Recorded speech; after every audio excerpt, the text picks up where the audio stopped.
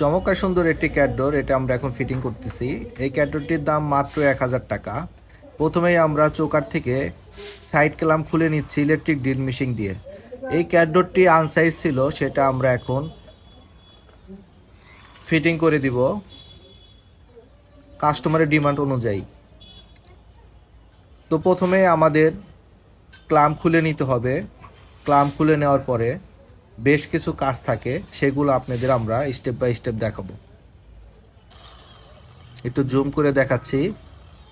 4টা করে স্ক্রু থাকে, সেটা খুলে নিলাম।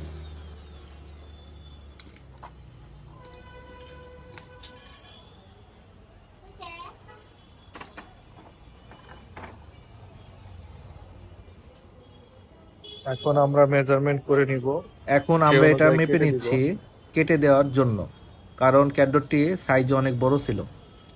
তো সেটা আমরা কেটে দিব দেশীয় করাত দিয়ে। তার আগে সুন্দর করে মেজারমেন্ট করে নেওয়া হচ্ছে,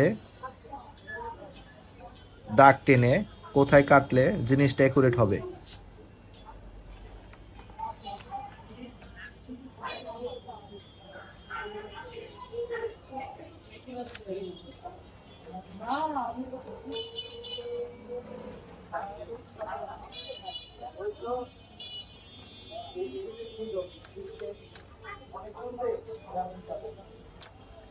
তো আমাদের দাগ টানা কমপ্লিট। দুই পাশেই একই মেজারমেন্টে দাগ টেনে নিতে হবে।